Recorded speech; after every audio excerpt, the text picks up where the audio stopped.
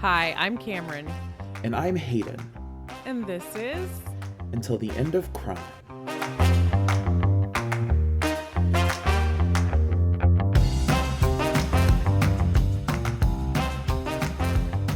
Hayden. I don't think you're gonna like my case today. Does it have murder? It has a murder. Oh, okay, then it'll probably be fine. Oh, okay. Is it old?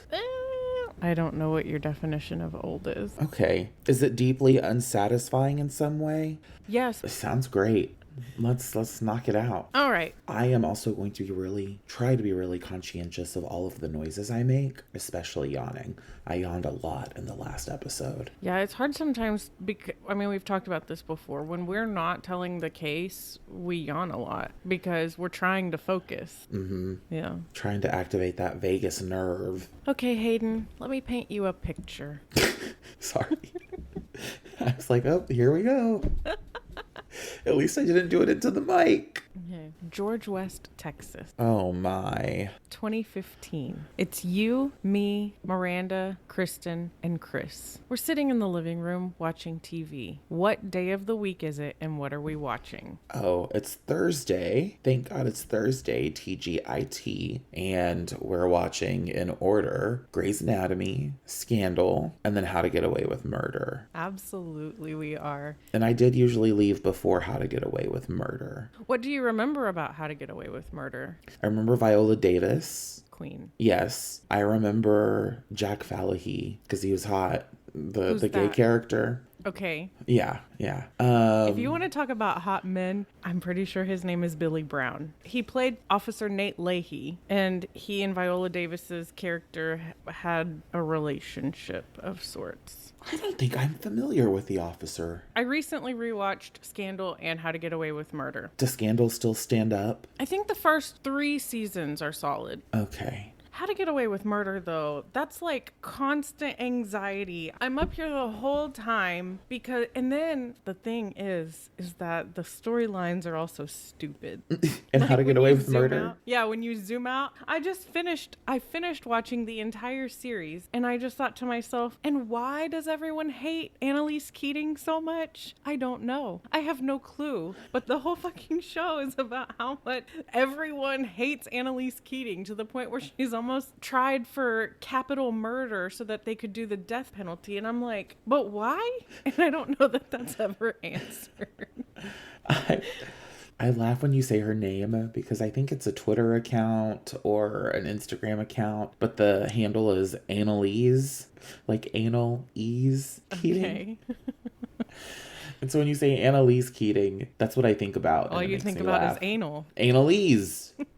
So that's when you say Annalise, I hear Annalise. Sure. Okay, so you remember an attractive man. Uh-huh. Yes. And that's all you remember from the show.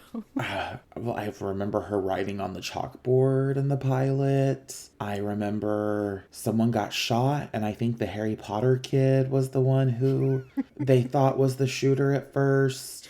You mean the English gentleman who plays an American student who has an American accent, and then at the very end of the show he has a French accent or a Spanish accent, and I'm like, this man has 2 or 3 accents that he uses throughout the show, and none of them are his own. I was like, this is ridiculous. What is his name? Wes? Yeah. I was like, his name is Alfred Enoch, but yeah, Wes. And then Jack Falahy, what's his name? Connor.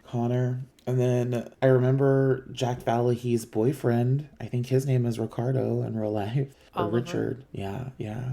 Was obviously there for the gay storylines. I can't even remember anything else except that annoying bitch with the black hair.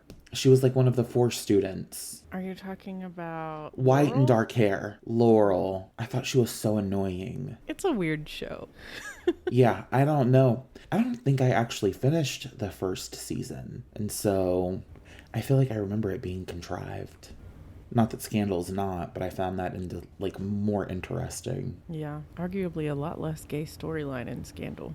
Yeah, but they had a mean gay politician, so it kind of worked out. You definitely don't know that Annalise is bi. No. All right.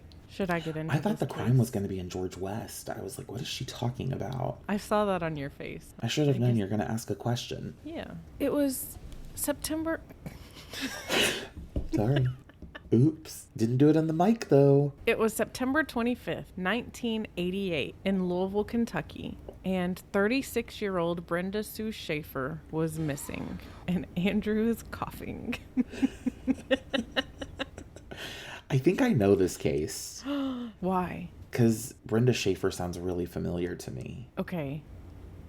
But maybe not. Maybe not. Her family knew something was wrong almost immediately because... Also, I'm so sorry to interrupt you. Is this case taking place in Louisville? Yeah. Shout out to my friend Lindsay who lives in Louisville. She's a PhD in... what are the people who study, like, disease? Epidemiologist? She is an epidemiologist. So, shout out Lindsay. Shout out. Is she a listener? She definitely could be, but I don't know. Okay, go ahead. Her family knew something was wrong almost immediately because she was a dependable person and she hadn't been heard from since the previous afternoon. Almost immediately, the police pointed the finger at the person who was statistically the most likely person to have something to do with her disappearance. Her boyfriend or fiancé, depending on the source. Just a side note, I have never researched a case where the information I found was so contradictory between sources. I used 3 primary sources for this, and boy, each source was almost entirely its own storyline. So I did what I could with them and tried to use what information was the most consistent or what made the most sense between the 3. But these sources really gave some weight to the saying, there are 3 sides to every story, and I don't know exactly how much of it was the truth per se. Yeah. Interesting. I can't wait to hear who the perspectives are from. Yeah, we could talk about that at the end. Okay. So Brenda is missing, though, and the police were quick to suspect 50-year-old Melvin Henry Ignatow, who went by Mel. And how old was Brenda? 36. And her... A ripe young age. Yeah, if humans live to be 150. The prime of her life, Hayden. She is no longer in the bloom. Not Hayden. that she's old, but Hayden. What? Calm down. I'm not in the bloom of my life either. 36 is young. Right. Andrew reminded me how old he was yesterday. 36. I was like, fuck, that's so old. And I was like, shit, I'm 33. I'm only 7 years away from 40. And Andrew and I are 4. How does that feel? Do you remember thinking 40 was fucking old? No, it's always seemed very young to me. When my mom I remember when she turned to 50, and I was like, Jesus Christ, get her a geriatrician. What the fuck? And now I'm looking down this double barrel gun of only 17 years away from that. Yeah. Oh, okay. Is 33 what they refer to as the Jesus year? Jesus lived to be 33? I think so. Supposedly. I'm not all that well versed on the guy. I know. It's like I went to a dentist for help with a tire. I don't know what I'm doing. Okay, let's not pretend like I don't have a substantial amount of knowledge. I did not come to this conclusion uninformed. Yeah, knowledge and trauma. So she's 36. Mm-hmm. And he's 50. That's a big age gap. It is. Was he rich? I think that he was rich. Okay, then work, diva. I think he made good money. I mean, he had to travel internationally a lot for work, so I don't think that those jobs are minimum wage. Right. Yeah, he was probably making great money. Yeah, Mel and Brenda had started dating about 2 years before she went missing. And again, depending on the source, they were engaged, maybe. Engaged to be engaged? Sorry, my ADHD is taking over. That's fine. In 1973, Mel got divorced and got custody of the 3 children he and his ex-wife had. They had 2 daughters, and the youngest of the family was a son named Michael. Because it was the 70s and he was newly single, Mel did the most cliche thing that I could imagine.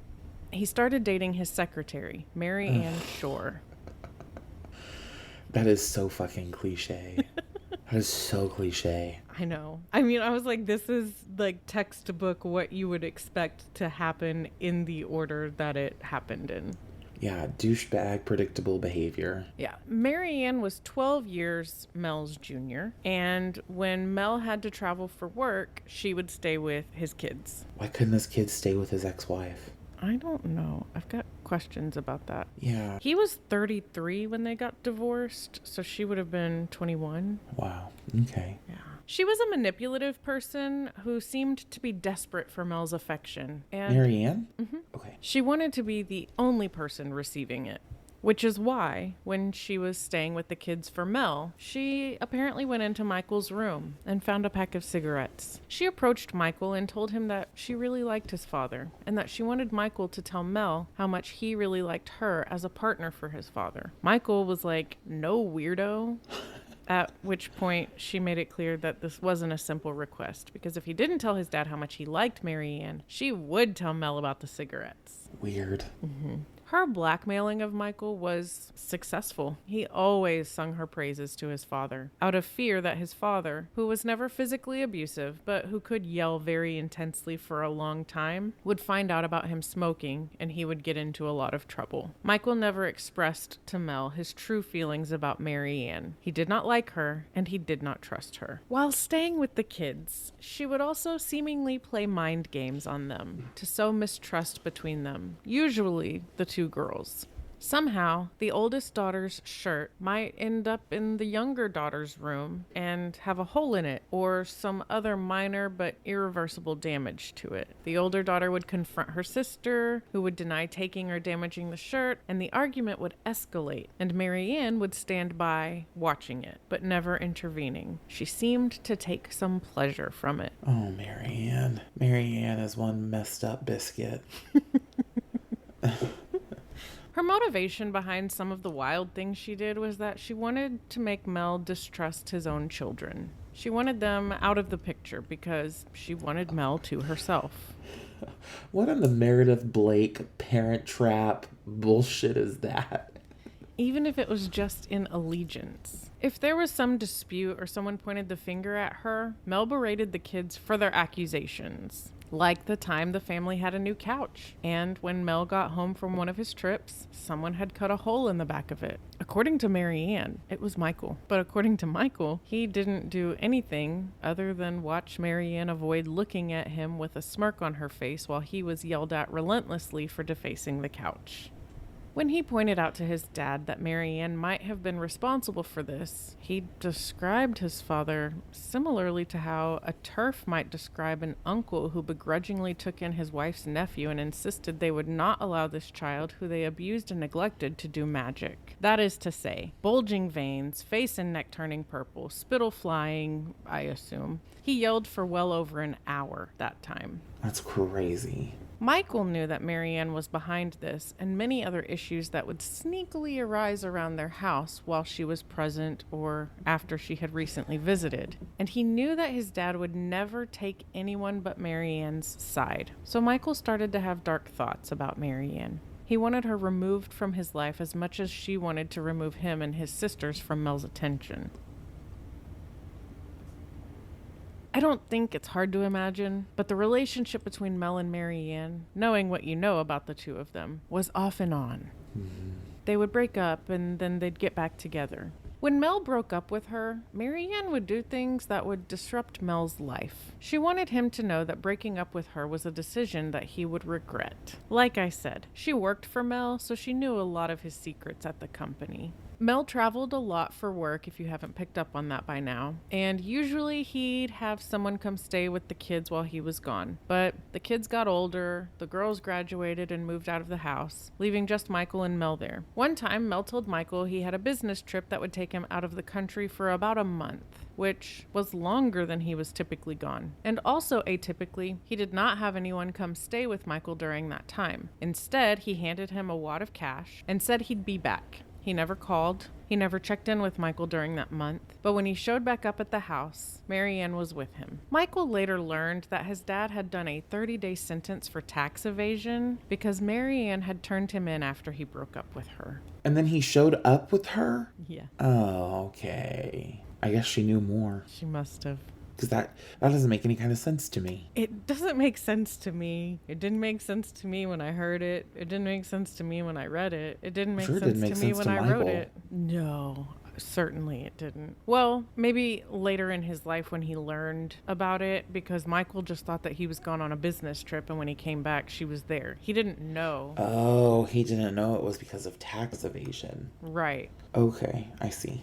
And his dad couldn't have called because it would have asked if he was willing to accept the charges from the prison.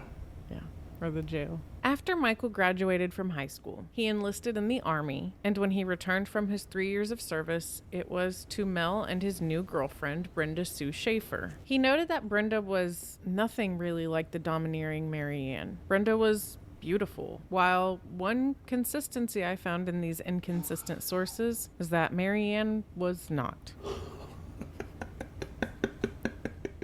Mary Ann, you dog-faced bitch. You're not pretty enough to be so mean and vindictive. Yeah, I don't know. I saw pictures. I never looked at the pictures and was like, wow, this woman is a dog.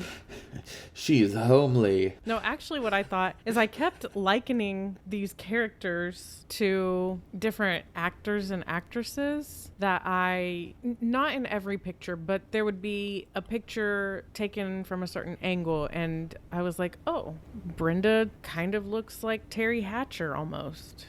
Ooh, okay. Yep. She was quiet, nice, and had a beautiful smile. And I know that what I just said is almost going to sound contradictory, but Mary Ann looked kind of like Meryl Streep when she is playing like a dowdy, dumpy character.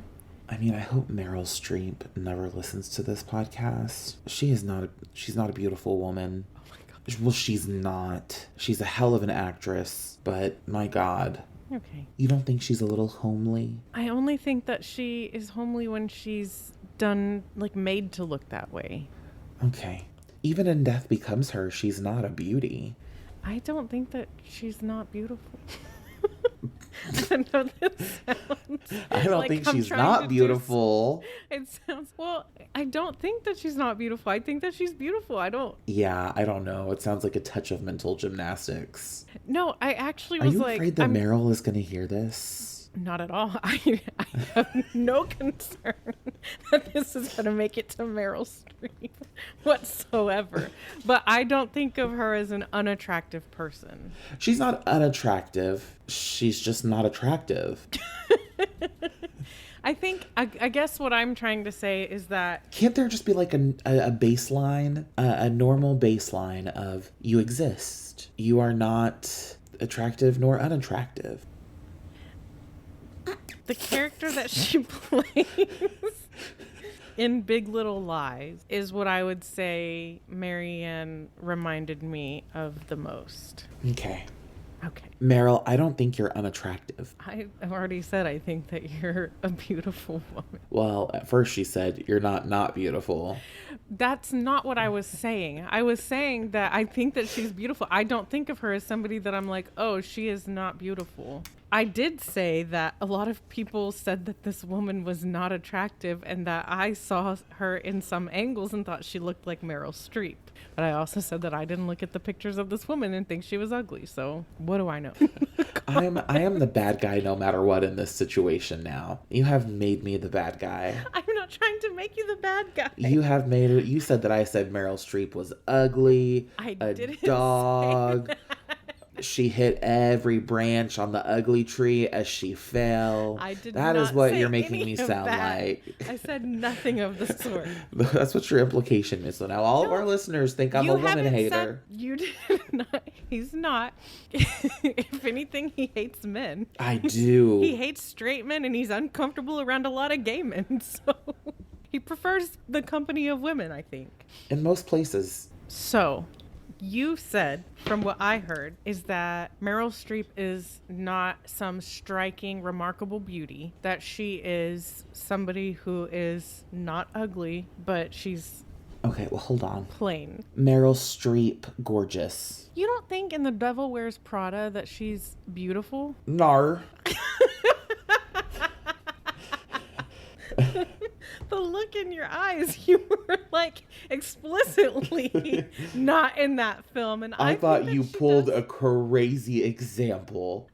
Okay, well, clearly beauty is opinion based. Listen, she looks gorgeous right there. Okay, looking like Jewel. Okay. This, I can see why people would like it. Like I said, she's not a dog. She's not unattractive. I I also never said I like that you men. said that. I know. So I don't- do I. Which is why this is a wild conversation. But Terry Hatcher is stunning. I think Terry Hatcher is gorgeous. And so I guess if you have to compare Terry Hatcher to Meryl Streep, that's kind of the dichotomy I was presented with. Sure. That's the scale. Terry Hatcher, Meryl Streep. Okay, so the pictures of Mel that I saw, I don't know the name of this actor, but it's the actor that looks kind of like Tim Allen. Do you know who I'm talking about? I could find his name because he was in How to Get Away with Murder. That looks like Tim Allen? Yes, I'm going to find him. Tim Allen? No. Mm-mm. He looks like he could be my uncle. I hate it. Timothy Hutton. Ooh. Actually, not ooh. He's not as bad as Tim Allen. I think Tim Allen is really unattractive. But every time I see that guy, I'm like, that looks like Tim Allen, but not. Yeah. I can see the resemblance. Mm-hmm. But Tim Allen... Because they both are named Tim. Oh. Now, you know a hot Tim? Timothy Oliphant. That man is like almost 60 and he is still fucking hot. What has this podcast become today? I don't know. But that Timmy. You know what? I do want to say, you know what? I take it back. Meryl Streep is Gorgina. She is unbelievably stunning. She was just as attractive as her counterpart in Death Becomes Her. Goldie Hawn. Yes, both equally stunning. And she was a dime in The Devil Wears Prada. And so I formally... rescind your statements. I rescind my statement. I would like to tender a genuine apology and say, you are it. You are her. Love you, Meryl. Who is never gonna hear this. Okay. So again, it didn't really matter. I just kept having these moments where I was like, oh, that's reminding me of this actor. So anyway, one evening, Mel invited his kids over for dinner, telling them it was a special occasion. And it turned out it was. They came over and Mel announced that he and Brenda had gotten engaged. The kids were pleased for him, despite thinking it was a weird way to announce it. But he was their quirky dad, so they just chalked it up to that. Yeah. I don't know the exact timeline. Could have been a few months, could have been a few weeks, could have been a few days. It definitely wasn't a few years, but after the announcement of the couple's engagement was when Brenda went missing. Which might be why there was discrepancies in the sources about whether or not they were engaged. And her family knew she was missing within hours. They had expected her to come home on the evening of September 23rd or 24th. And by 4 a.m. the following morning, they called Mel to see if he knew where she was. He said he didn't, that the couple had last parted at 11 p.m. the prior evening, and that was that. I'm assuming her family called the police because a missing persons case was opened shortly after they discovered Brenda's car on the side of the road. The tire was flat, a window was broken, and the radio was gone. Oh, and there was blood in the front seat. So again, the police were focused on Mel, like I said. They were convinced that he had something to do with the disappearance. It seems... I'm not sure what Mel would get from disappearing his brand new fiance. Right. But that being said, well, yeah, like what could there have been to gain? Was she an heiress? Was he in financial woes? Was there some kind of issue? Sorry, I know that not everything is about money. Did he catch her cheating on him? Was it a crime of passion? Was it... I know you hate it. I know you hate it. I know you hate it. So, you don't seem incredibly irritated, so I doubt he tried to say it was a crime of passion, so I don't think he did it. But you know what? I'm going to keep listening. I'm just going to shut the fuck up and listen for a little while. Yeah, you not talking is really where podcast magic happens.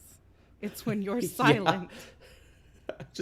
I stop talking, you tell the story, bing, bang, boom. I don't even know why I'm here. That's actually the opposite of what I was saying. I was saying that it's not good for you to not talk on our podcast. I'll say this. All will be revealed. Sure. Sure. Started rewatching season 5 last night. Nice. It's a good season. Yeah. Are you watching Untucked as well, or just Drag Race? I didn't watch first Untucked. I'm only on episode 2. I am going to watch episode 2 Untucked because I love that episode. It's a good season of Untucked as well. It is. Yeah. So they tested the blood from Brenda's car, and it was not a match to Brenda Okay. or to Mel. In the meantime, Mel was... To Michael? No. To Sharon? They only tested it... I think that you mean Marianne, but they only... Sorry, Marianne. They only tested it against Brenda and Mel. Okay. In the meantime, Mel was distraught, as was Brenda's family. Mel would go to their home and lament Brenda's disappearance, sure that something nefarious had happened to her and that she wouldn't be coming home. He refused to allow anyone to even consider that she would be coming back, because she was just so dependable and her car had been found with blood in it, so something terrible must have happened. Oh, so he did kill her. Brenda's family did not appreciate this from the man who they never liked. They were suspicious of Mel as well, encouraging the police to look at him even more. Months went by and still no sign of Brenda, and no clues emerged that would shed light on what had happened, or maybe who could be responsible for causing her disappearance. The FBI sent Roy Hazelwood from the Behavioral Analysis Unit to profile Mel. Roy was a sex crimes profiler and developed a lot of concepts and distinctions in sex crimes that are still used today. Oh, cool. Such as the idea that pedophilia and sexual sadism are not something that can be effectively treated or cured, and the distinction between organized and disorganized murderers. He classified 6 different rapist categories, and he believed that Mel was a sexual sadist, but there was no real evidence to support this claim, and the circumstantial evidence that led him to this conclusion was not included in any source. So he was just essentially taking a stab in the dark? I think that he had evidence, but it was circumstantial. Okay. I didn't know there were 6 different types of rapists. Yeah, it listed them out on his Wikipedia page. Is it categorized by brutality or typology? Is it they do radically different things? Power reassurance, power assertive, anger retaliatory, anger excitation, opportunistic, and gang.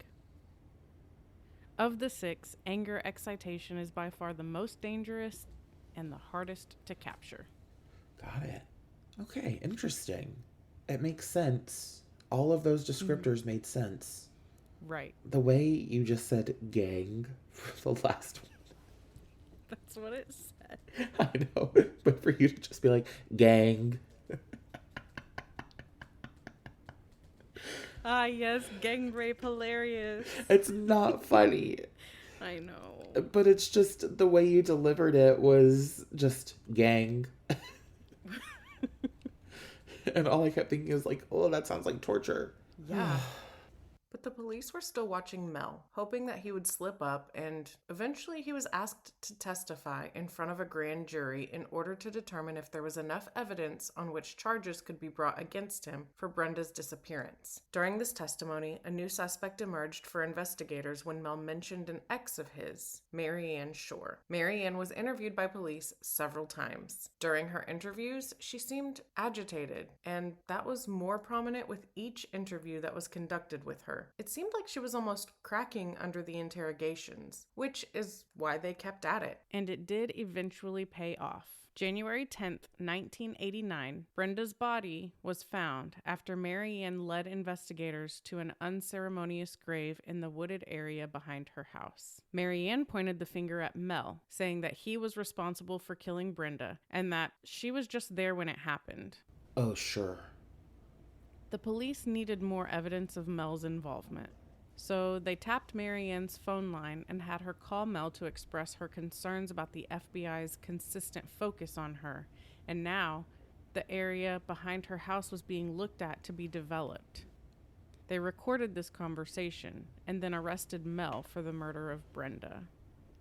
So I believe that was before her body was actually excavated. Mm-hmm. Exhumed? I mean, I guess exhumed. 6 of one. Yeah, half a I dozen guess of another. exhumed works, but to me, exhumed is like when there has been If a it's proper burial. Right. And this From was, an actual grave site, mm-hmm. not a dumping ground. Yeah. Once Mary Ann's name was publicly linked to this case, Michael knew that his father had nothing to do with it, that it was all Mary Ann. He knew that she had a history of punishing others by doing things that she pointed the finger at them for, and for getting his father into legal trouble, like the time she had turned him in for tax evasion. But all of this only existed in his memory. There was no definitive record of the way she behaved with the children while Mel was gone.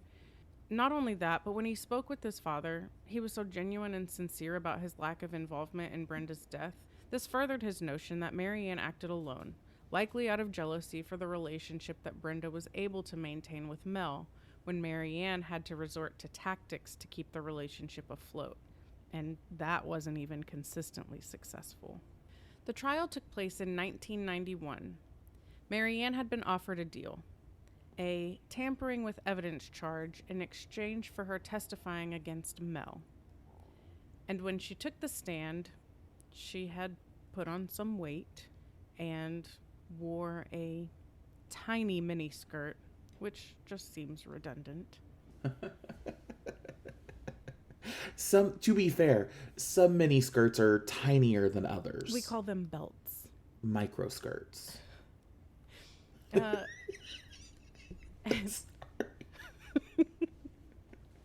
You know, I feel like at different times, just in the course of us talking about the case and not being sidetracked, I think I have suggested that Mel killed his wife, and I think I've suggested that Mary Ann, not Sharon, killed, not the wife. What is going on? We knew what you meant. Fiance. We knew. Okay. So at times I have thought that Mel killed his fiance, Brenda, and then at other times I have thought that Mary Ann killed his fiance. Ultimately, in my brain, like we discussed, I can't see a reason for Mel killing her, but I do think that Mary Ann would have motive. And it feels so fatal instinct to wear a micro skirt to court. Like, is she trying to show off the man she's about to stick in prison? Does she want him to see what he's missing? So I think that she was arrested after the body was found in the wooded area, and she basically confessed to some involvement in how there came to be a body behind her house. My best guess is that the skirt wasn't a micro skirt before she was incarcerated. Oh, so because she put on weight, the skirt did not fit her the same. Yeah. That makes more sense. That is my guess. So while she was on the stand, she appeared cold and aloof during her testimony, laughing sometimes.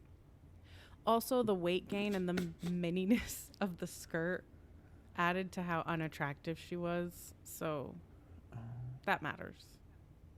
I don't want her to be ugly because she's fat. Well, and not even fat, just more pleasantly round. Because you're ugly. What's that? What is the quote from Mean Girls where she's like, I don't hate you because you're fat. You're fat because I hate you. Yeah, that's the one. Okay. It's the girl who is in the wheelchair that says that, right? Probably. Can I read the next sentence? Oh, did you want to finish? I would love to finish this case. Okay. Sorry, go ahead. All of this reduced her credibility and likability with the jury, since the defense had successfully filed to have the trial moved from Louisville to a nearby, more rural community. Rural? Gosh, between that and the fact that the prosecuting attorney was black in an area that was 97% not black, and then had the audacity to be one of the few, if not only, black community members to not keep to himself, the jury was not seemingly impartial. Or so they hated the prosecution? They were prejudiced by their racism and misogyny. Wow. So, despite Mary Ann telling everyone in the courtroom that Mel had tricked Brenda into meeting up with him at Mary Ann's house, sexually assaulted her, and killed her with chloroform while Marianne photographed the attack. And despite the recording of Marianne and Mel talking about the site that we dug, or was it the safe that we got, the recording quality was low, and the defense's strategy was to take advantage of that and to point out to the jury that it wasn't clear that what the prosecution was claiming was talking about digging a site could have also been about getting a safe. And if Marianne photographed the attack and murder that she so clearly committed, where were the pictures? Where was the evidence that would also implicate Mel? I think those are actually really good questions coming from a defense. Basically, that ugly lady was jealous of this younger, beautiful, well-liked woman. Dude. Why did you hold that in? I mean, why? Why do we have to pit women against women? Why can't it just why? The way of the world. Why is it that she's fat and ugly, so she's awful? You know, the general public hates fat people. Okay. They hate fat people. And I bet this bitch wasn't even fat. I bet she was just a little more portly than she had been. This poor fat man. Listen, I've been really thinking about it a lot. This poor fat man was just trying to sell some fucking watches on his company's TikTok. He owns like a jewelry business, or he works at a jewelry business. And he has, well, very similar to what he's just fat. And he has his pants pulled up to his belly button, and there's a belt.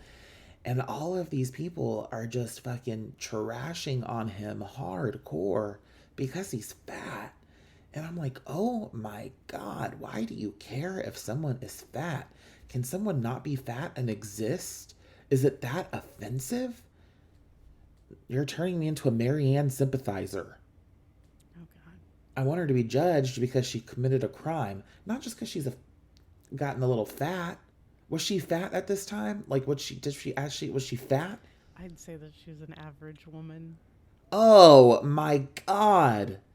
The general public hates a fat woman. They hate a regular woman. In rural Kentucky, in the early 1990s, when supermodel chic was the only acceptable body type, cocaine chic. I also feel like rural Kentucky probably had a lot of drug issues. Heroin chic. Which is now back in vogue, but that doesn't matter. Vogue. Okay. Let's pretend that we don't have crippling ADHD for a moment and continue forward. I don't know how. I don't know how to pretend that. I can't mask my executive dysfunction. Woo! Okay. I didn't even finish my sentence. And hell hath no fury like a woman scorned. I mean, Marianne would do anything to maintain her relationship with Mel and punish him if she felt him slipping away. The news of him getting engaged maybe was too much for her to take, so she eliminated her competition, according to the defense. Listen, if the competition looks like Terry Hatcher and you look like Meryl Streep, there is no competition. I digress. The jury was not sold on Mel's involvement beyond a reasonable doubt, for, at the very least, the reasons that I already listed, which is why they returned a verdict of not guilty for Mel Ignatow in the murder of Brenda Schaefer. And he can never be charged again with it, right? He was relieved. His family was relieved. Michael remembers it being a great day and how relieved and then gleeful he and his father were after the verdict was read. Okay, let's pause for just a second. I'm sorry, I know I just said we shouldn't do this anymore. Did Michael set this up? Did he want her to go to prison because she cut holes in the couch and said it was him? Ooh. Because he was having that'd dark be wild. thoughts. Yeah. The judge was less convinced of Mel's innocence and wrote a letter to Brenda's family expressing his condolences and embarrassment on behalf of the jury, who he believed got it wrong. Neither of her parents survived long after learning of her death. Both passed away before the trial even started. Wow. In order to adequately defend himself in court, Mel's house was sold in the meantime. So Mel moved in with Michael and decided that he wanted to keep to himself. He stayed there for 9 months, and he hardly left the house, often sitting in front of the TV. On Thursdays, He was, of course, watching Shondaland, while Michael had a bowling league that he was part of.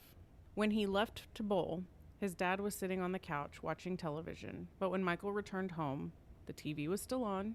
There was a half a glass of soda sitting next to the chair his father had been occupying only a few hours prior, and the lights were on, but his dad was not immediately there. He assumed his dad was downstairs in the basement doing laundry, but the following morning, when the house was still in the exact same condition it had been when he returned from bowling, Michael learned that his father had been arrested again. Because Mel's old house had new owners, they had decided that they were going to have some contractors come in and do some renovations. When they were having the carpet replaced, an air duct in the floor of the hallway was discovered to have been carpeted over, which was weird. The carpet guy found a bag taped to the underside of the duct cover, and it contained jewelry and some film cartridges. It's not exactly clear if he turned those over to the owners or to the police directly, but someone with an awareness of the history of the former homeowner gave the bag to the police, and they had the film developed. That was how they found the photographs that confirmed Mary Ann's story, that she was Mel's accomplice in the murder of Brenda. Admittedly, I left a few details out to this point, so let me rewind and add some more context to this situation. Early on in Mel and Brenda's relationship, he started talking about marriage, and Brenda was not necessarily sold on the idea. While they did end up getting engaged, the way it was described might lead you to believe that she basically gave in to his frequent requests rather than excitedly put the ring on her finger and started planning a wedding. So when he announced their engagement to his children, Brenda was not there. The night that Brenda was murdered, she had arranged to meet up with Mel to return jewelry he had given her, which I believe was, at the very least, the engagement ring, which is why her family called him early the following morning, since she said she was going to meet up with him and never returned home. According to what Mary Ann had testified to, Mel had convinced Brenda to meet at a house that, unbeknownst to Brenda, was Mary Ann's. It's hard to say if Brenda knew anything about Mary Ann, but Mel apparently still saw Mary Ann somewhat regularly because Brenda was too vanilla for him sexually, while Mary Ann was willing to dabble in other flavors with him. Actually, one time, Brenda woke up to Mel over her holding a chloroform-soaked rag, and he told her he was just trying to get her to loosen up a bit. She was never sure how many times he may have used chloroform on her that she had no clue about. She was planning to end the relationship, according to all of her family and friends, in part because she found Mel to be sexually abusive. She arrived at Mary Ann's house, where Mel pulled a gun on her. He made her pose in a sexually explicit manner and take off her clothing, one article at a time. Mary Ann took pictures of each step of this process. Once she was nude, he blindfolded, gagged, and bound her to the glass coffee table. I want to make it clear at this point that this was not a last-minute plan concocted by Mel and Mary Ann. The two had been planning this for weeks prior to the murder. They dug a hole behind Mary Ann's home 2 weeks before they killed her. They scream tested the house by having Mel go stand near the road and Mary Ann shriek and scream to see if it was audible enough that someone passing by might intervene. This was first-degree, premeditated murder. So, after Mel tied Brenda to the glass coffee table, he beat her, raped her, and sodomized her. He eventually moved her to the bed, where he tied her ankles over her head and proceeded to continue his assaults on her, periodically encouraging Mary Ann to participate. Mary Ann was careful to get pictures of Brenda's face, but never Mel's face in the photos. At least his body hair, moles, and watch were enough to identify him. At one point, allegedly, running low on film, Mary Ann left the bedroom to get a glass of water, and Mel came into the kitchen a while later, telling her that Brenda was dead. They both said he killed her with chloroform, but it seems that he suffocated her with a chloroform-soaked rag. She died of asphyxiation after suffering a horrendous attack at the hands of someone who she had cared for. After she was dead, Mel and Mary Ann buried her in the pre-dug grave in the wooded area behind Mary Ann's home, and then Mary Ann followed Mel, who was driving Brenda's car, to an area where they abandoned the car on the side of the road, at which point Mel took out a kitchen knife and stabbed one of the tires. Then, in an unrelated theft, someone else must have seen the car on the side of the road, broke the window, leaving their blood behind, and stolen the radio. This unmatched blood in Brenda's car threw the investigation off a bit, since it didn't confirm Mel's involvement or that any known harm had befallen Brenda at that point. I think most of that information came from Mary Ann's testimony, but some of it may have been supplemented by Mel's confession, which he gave willingly, knowing that he could not be tried again for a murder that he had already been acquitted of. Double jeopardy applied to this case. Mel could not be charged for the murder of Brenda again, but the federal government was displeased about this and opted to bring... I fucking bet I'm displeased about this. Yeah. They opted to bring charges for perjury and lying to the FBI, which I think was actually just giving a false statement. Could he also be, like, tried for a lesser crime? Like, he was acquitted of murder, but what about, like, manslaughter or... I don't think that he can be charged for any responsibility in her death because he's already been acquitted of that. Okay, but now they have the evidence. I know. That's crazy. I know it's crazy. Double jeopardy had to exist before photographs came around. Yeah. Although, in an imperfect system, would you rather someone guilty get away with a crime or someone innocent? Sure. In an imperfect system. Yes. But I also am just like, ugh. I know. He gave his confession at the perjury trial and had the unmitigated gall to look at Brenda's brothers in their faces and tell them that Brenda died peacefully. Oh my God. In October of 1992, he pleaded guilty to these federal charges, and even though the maximum penalty for perjury was 15 years, the deal he made was for 8 to 10 years.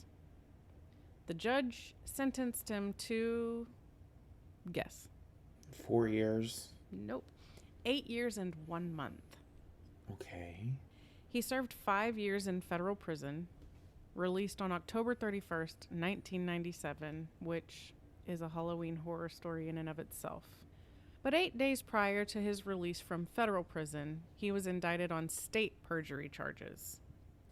You see, on March 22nd, 1989, Mel had received a letter telling him that he needed to disclose what he had done to Brenda and where she was, or else, quote, a gang of Cubans, unquote, would be executing him. Mel said he was being persecuted for something that he had not done and insisted that the police, who, reminder, believed he was responsible for whatever had happened to Brenda, protect him. They were furious that taxpayer dollars ended up ironically going to protect the person that they knew in their gut was responsible for Brenda's likely death. Turns out, investigators knew about this letter before it was ever sent to Mel. It had been written by Brenda's devoted boss, Dr. William Spaulding, who had headed the initiative to raise $25,000 as a reward for information leading to Brenda's return home. Dr. Spaulding had run the letter by the police before sending it. There you go. Yeah. Once this information came to light, Mel insisted Dr. Spaulding was arrested for making a terroristic threat. During this trial, Mel testified that he and Brenda were happily in love when Dr. Spaulding tried to allege that the relationship between Brenda and Mel had ended. This was proven to be untrue. Therefore, the state was able to also press charges for perjury. He was sentenced to 9 years for perjury as a second-degree persistent felony offender. He was released in January of 2002 and moved back in with Michael, who had not seen his father during the time that he was incarcerated. He was furious that his father had not only killed Brenda, but used Michael to help him get away with it, since Michael served as a character witness for Mel in his murder trial. Yeah. This worked twofold because Michael was not able to be in the courtroom during the rest of the trial to hear all of the evidence against his father. At the time, Michael's home was only 4 miles from the location that Mel and Mary Ann had killed and buried Brenda at. While staying with Michael, Mel only talked with him superficially about what had happened. He apologized to Michael but never seemed to truly accept responsibility for what he'd done. He only stayed with him for 9 to 12 months. Michael did not forgive his father. I mean, he would have never stayed with me. He would have never been released to my home, to my care. Yeah, so all of Michael's recounting come from an episode of Evil Lives Here. And he didn't see or speak to his father while his father was incarcerated. But I guess when his dad came out of prison, he had like this crisis of conscience and let him come live with him. I don't know. It makes sense. Like, I can understand if it's your father or someone that you love, even if they've done something terribly heinous and evil. I understand why it's hard to say no. But I would just also be concerned about my own safety. Sure. You killed someone because they said they weren't going to marry you? Michael did speculate that Mel had all of the other aspects of his life going for him. And so the only thing he was missing was, I guess, having like a trophy wife. And so that's why early on in their relationship, he starts talking about marriage. He wants to marry her, da-da-da-da-da. And she was just not as into, I mean, the relationship only lasted 2 years. And he basically harassed her until she said yes, that she would marry him within a 2-year span. That's not a very long time. So No. it seems like he was looking at her as like the final piece to complete his puzzle of what he wanted his life to look like. With her deal, Mary Ann only served about 4 or 5 years in prison. Mary Ann Shore died on August 26th, 2004 in a hospice and palliative care facility. She was 54, and Michael said that she may have battled cancer in the time leading up to her death. I noticed when I looked at her obituary that her father had died only 10 days before she and Mel killed Brenda. I'm not sure if they were close or even had a relationship, but something I found interesting. I think it's worth mentioning. September 1st, 2008, which was a Monday morning, Michael decided to check on his father on his way to work. He was 70 and living by himself nearby. He goes inside and sees his father's walker with one leg bent, broken glass, and a trail of blood that he followed down the hall to his father's bedroom. He found his father dead on the ground. Assumably, the leg of the walker gave way and caused him to fall into the glass coffee table, cutting himself on his head and arm. He bled out. A bit of poetic justice that a glass coffee table was used in the assault of Brenda and ultimately caused his death. He didn't seem to have tried to reach for a phone, so his son thinks he may have accepted that he was dying.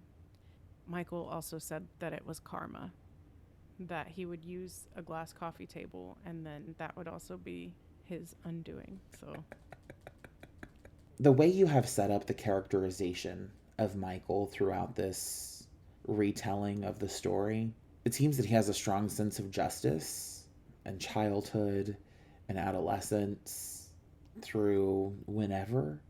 And what I see your mouth is pursed. yeah, I just want to say that at the end of the episode of Evil Lives Here that he was on, he was very, very, very, very, very clear and adamant that Mary Ann was the evil person and that his father only acted because of how evil Mary Ann was. Well, that don't make any kind of sense. I know. So he's not necessarily a reliable narrator, but we wouldn't have expected him to be, being the son of one of the key players in this murder. The perpetrator. Right. I don't think that Mary Ann called him and was like, hey, let's take out your girlfriend, fiance. It's funny because he said that he never forgave his father for what he did, but he also refused to say that his father was the one who was the primary perpetrator. I mean, Mary Ann took photographs, but she didn't beat and rape and sodomize and then ultimately suffocate Brenda. That was all Mel. And so Michael, obviously he's still like grappling with the reality of the situation. But That is the terrible murder of Brenda Sue Schaefer and the two people who did, in fact, get away with murder. You're right. At the beginning, you said, I think you're not going to like this story. And I thought that you weren't going to like the way that I told it because I did the thing where I left out details and it was kind of misleading. But I wanted you to go on the same, I guess, journey that the jury would have potentially been on. Although you suspected Mel more than the jury did. You know, is it my favorite narrative pattern? No. But did it work? Absolutely. I think it was a great case. I think that you did a good job of withholding information for it to have a decent payoff. I think it was kind of well proportioned, and I didn't feel as angry as I did with Natasha Ryan. Was that her name? Mm-hmm. Yeah. That one can still make me mad when I think about it.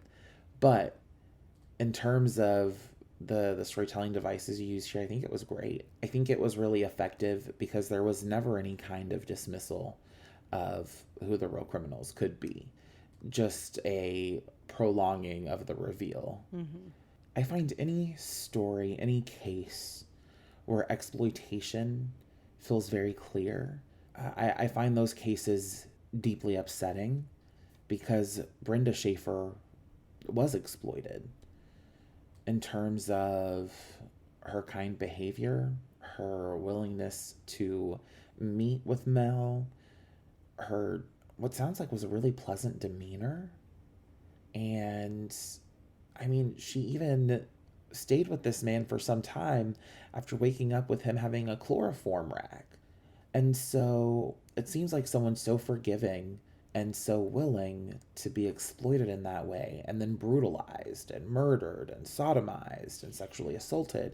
Can I just caution us from talking about somebody who's clearly a victim of domestic violence being forgiving? Mm-hmm. Because that's what it is. I mean, even if she stayed with him and didn't forgive him, she was probably terrified of what he could do to her. You're absolutely right. Absolutely. That man is... There is a power dynamic that's also exploited. Mm-hmm. And relational dynamics that are exploited. So absolutely. I also saw a really powerful speaker. She does a lot of work for the Med Circle YouTube channel. She talks a lot about narcissism and talked about the level of narcissism required to be a domestic abuser, to be a partner who exerts control over your romantic partner. And I think we see that really clearly at play in this case, right? Mm-hmm. So yes, no, definitely. I see that and I hear that. And I'm glad you mentioned it. Yeah, I mean, in narcissism, you can see it in his son's perception of him trying to put all of the pieces of his picture-perfect life together. Mm-hmm. You can see it in... I mean, you can see it in other places beyond just him deciding that a woman who said that she does not want to be in a relationship with him gets murdered and assaulted by him because of that. Where else can you see it? In his seeking sexual gratification from Mary Ann throughout his relationship with Brenda because his needs were, well, if you're going to ask Roy Hazelwood, he's a sexual sadist. And when I said that there was no real evidence to support that claim, the only evidence that there was circumstantial. So he knew, I think, based on conversations that he had with other people about Mel's sexual proclivities, probably conversations, because I think that Brenda had shared obviously she shared the incident about waking up and him having chloroform over her with someone, because that was... So all of that information that Roy Hazelwood had garnered was from people who Brenda had confided in. I'm mad at the judges that didn't sentence him to the top end of what the deal was. For the first one, the deal was 8 to 10 years. You sentenced a man who, on paper, got away with murder.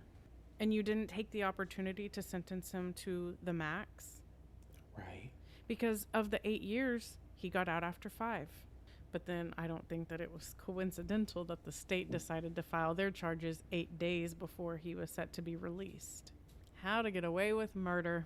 Yeah, just go to a rural area, have a black prosecutor, and have what people think of as being a schlubby woman on the stand as the main witness. She was also very cold. I think whether it was nervous laughter or malicious laughter, the delivery of the testimony also didn't help. But right, it was an uphill battle because she came in wearing that skirt and daring to be that weight. That's all we've got for this episode. Thank you for listening. Until the next crime. If you enjoyed listening and want to hear more, subscribe, give us a 5-star rating, and leave a review. A complete list of all sources can be found in the episode description.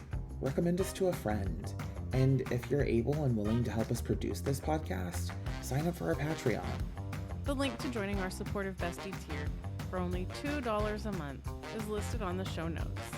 Also, make sure you're following us at End of Crime Pod on Instagram. Our email address is endofcrimepod@gmail.com. Feel free to reach out with questions or episode suggestions.